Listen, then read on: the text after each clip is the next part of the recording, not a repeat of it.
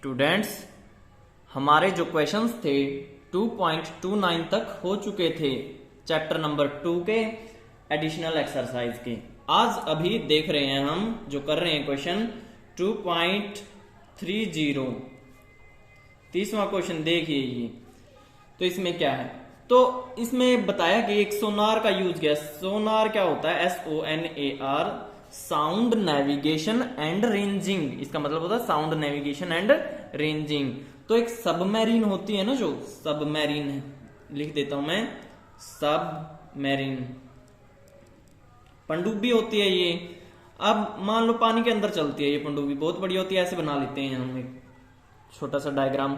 अब ये क्या यूज करती है? इस सोनार टेक्निक है ना जो इसका यूज करती है। सोनार में क्या होता है? इस टेक्निक में अगर हमने पानी के नीचे कोई ऑब्जेक्ट लोकेट करना है, उसकी पोजीशन फाइंड आउट करनी है, पानी के नीचे समुद्र में कोई चीज डूब जाती है तो उसको फाइंड आउट करना है, तो सोनार के साथ ये वेव्स जाती हैं, वेव्स होती हैं, वो जाएंगी, टकराएंगी उससे, उसका पता लगाएंगी कि कितनी दूर है हमसे वो चीज जो डूबी हुई है। सोनार वो टेक्निक होती है। अब मान लिया कोई एनिमी है, हमारा शत्रु है, तो वो शिप है या सबमरीन है, जो भी है, यहां पर है कोई एनिमी का शिप है या सबमरीन, इतनी दूर है हमारे वाली सबमरीन से, पनडुब्बी से। पानी के अंदर चलती है ये शिप, तो पानी के ऊपर ही चलता है, सबमरीन है पानी के नीचे चलती है। अब देखिए, जो यहां से सोनार गई डिटेक्ट करने की कोई एनिमी है क्या आसपास, तो यहां से जो वेव्स गई हैं, इस तरह सोनार टेक्निक का यूज किया है, यहां से गई और ये मुड़ के टकरा कर वापिस आई, तो इसको टाइम लगा, जो कितना टाइम लगा वो गिवन है 77 सेकंड गिवन है। इतने टाइम में वापस भी आ गई, यहां से वेव्स गई जो पता लगा के कि कोई है आसपास। तो अब देखिए, जो एक साइड का टाइम कितना होगा, ये एक साइड का टाइम डिवाइडेड बाय 2 कर देंगे, तो एक साइड का टाइम निकाल लेंगे हम, स्मॉल टी से दिखा लो उसको, 77/2 सेकंड, इतना हो गया एक साइड का टाइम। अब स्पीड ऑफ साउंड दे रखी है हमें, स्पीड ऑफ साउंड की वैल्यू कितनी है वाटर में, स्पीड ऑफ साउंड हमें दे रखी है जो वाटर में 1450 मीटर पर सेकंड ये है। अब निकालना क्या है? ये डिस्टेंस निकालनी है, यहां से यहां तक की डिस्टेंस निकालनी है। अब यहां से यहां तक की स्पीड भी दे रखी है और टाइम भी दे रखा है, तो डिस्टेंस निकालनी है, निकाल दोगे ना। डिस्टेंस का फॉर्मूला होता है स्पीड गुणा में टाइम। स्पीड की वैल्यू दे रखी है, ये वाली रख देना यहां पर, और टाइम की आगे रखना, टाइम की जगह गुणा में टाइम कर देना, डिस्टेंस की वैल्यू आ जाएगी।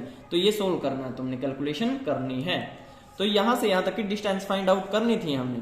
अब नेक्स्ट क्वेश्चन देखिए स्टूडेंट्स 2.31। उसमें क्या बोलता है कि एक फारदेस्ट ऑब्जेक्ट होती है, दूर जो ऑब्जेक्ट्स है ना हमारे यूनिवर्स में, जो सबसे दूर ऑब्जेक्ट है, क्या क्वेश्चन है QUASAR। तो ये ऑब्जेक्ट्स फारदेस्ट ऑब्जेक्ट्स हैं, सबसे दूर वाले ऑब्जेक्ट्स हैं। यहां से क्या आती है, मान लो लाइट आती है अर्थ तक, अर्थ तक क्या आती है? लाइट। यहां पे अर्थ है, अर्थ ड्रॉ कर लिया हमने। अब टाइम जो लगता है लाइट को यहां से फारदेस्ट ऑब्जेक्ट से आने में, जो टाइम लगा किसको? लाइट को। कितना टाइम लगा है वो दे रखा है 3 बिलियन ईयर्स, इतने ईयर्स लगे हैं 3 बिलियन ईयर्स। तो इसको है ना, इस टाइम को सेकंड में कन्वर्ट करो, पहले तो ईयर्स में करो, 3 × 10⁹ ईयर्स हो गया ये।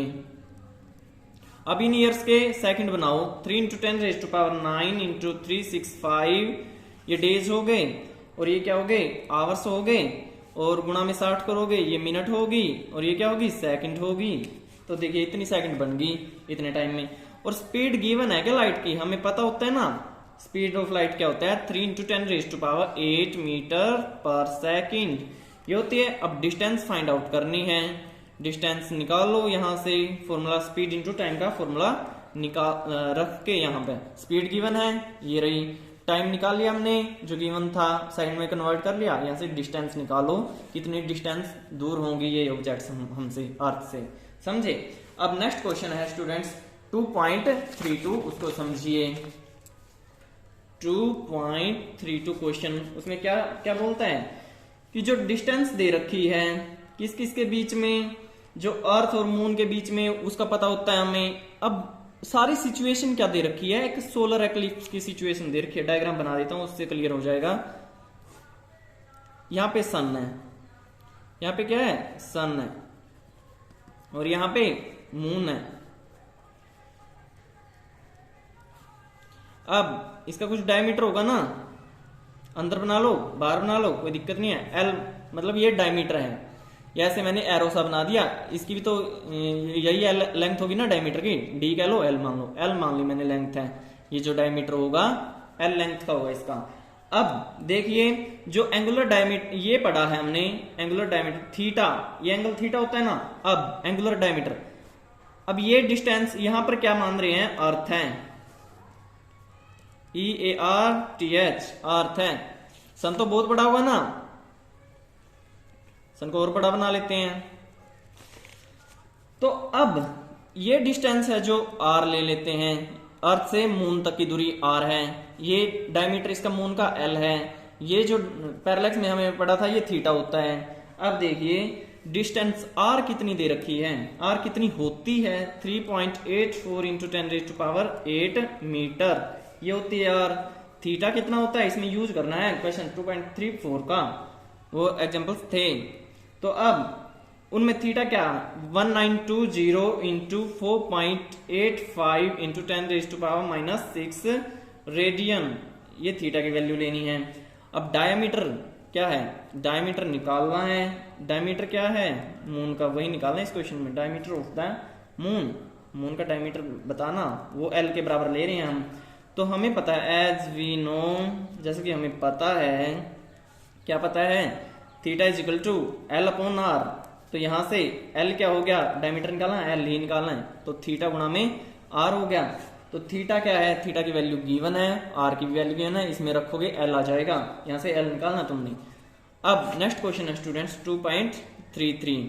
अब इसमें क्या है, इस क्वेश्चन में जो एक साइंटिस्ट थे तो उन्होंने क्या किया, डायरेक्ट के नाम से साइंटिस्ट थे, तो उन्होंने रिसर्च करते गए, age of universe find out की, उस पर रिसर्च की, बहुत सारे कांस्टेंट का यूज किया, तो एक मतलब फॉर्मूला आ गया T इज इक्वल टू क्या है, E square upon 4 pi epsilon naught उसका square into 1 upon MP square C cube G, ये है।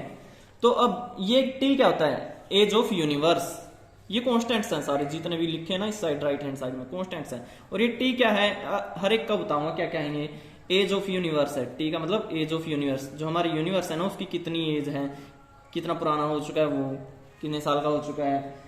तो अब E क्या है, चार्ज ऑन इलेक्ट्रॉन, E होता है चार्ज ऑन इलेक्ट्रॉन, तुम्हें पता ही होगा इलेक्ट्रॉन पर चार्ज होता है, इसकी वैल्यू क्या होती है E की 1.6 इंटू 10⁻⁻19 कूलम्ब होती है। अब एप्सिलॉन नोट की बारी आती है, पाई का तुम्हें पता ही है, पाई क्या होता है, एप्सिलॉन नोट क्या है, पाई 22/4 3.14। अब एप्सिलॉन नोट देखिए ये होता है permittivity of free space, permittivity of free space, +2 में अच्छे तरीके से पढ़ने को मिलेगा, यहाँ पर कमी है इसका। परमिटिविटी क्या होता है, ये वाले फॉर्मूले ना 4 पाई एप्सिलॉन नोट, और एप्सिलॉन नोट है जो ये परमिटिविटी है, परमिएबिलिटी वगैरह +2 में ज्यादा इसमें डिटेल में पढ़ोगे कैसे होता है क्या कुछ होता है। तो इसकी जो वैल्यू होती है परमिटिविटी की 8.854 इंटू 10⁻⁻12 कूलम स्क्वायर पर न्यूटन पर मीटर स्क्वायर, ये होती है। अब MP क्या होता है, मास ऑफ प्रोटॉन, इसकी वैल्यू होती है 1.67 इंटू 10⁻⁻27 किलोग्राम। अब Me क्या होता है, मास ऑफ इलेक्ट्रॉन होता है, इसकी वैल्यू 9.1 इंटू 10⁻⁻31 kg ये होती है। अब C क्या है, स्पीड ऑफ लाइट, इसकी वैल्यू 3 इंटू 10⁸ मीटर पर सेकेंड ये होती है। और G ग्रेविटेशनल कांस्टेंट है, इसकी वैल्यू क्या होती है 6.67 इंटू 10⁻11 न्यूटन मीटर स्क्वायर पर किलोग्राम स्क्वायर ये होती है। अब देखिए ये सभी की वैल्यूज लिख ली जो राइट हैंड साइड पर कांस्टेंट्स थे, ये सारी वैल्यूज लिख ली हमने। अब इनकी वैल्यूज को जो निकाली है ये हमें पता है, इनको है ना इसमें रख देंगे इक्वेशंस में, तो देखते हैं क्या आती है, T की वैल्यू क्या आती है, तो वो देखिए।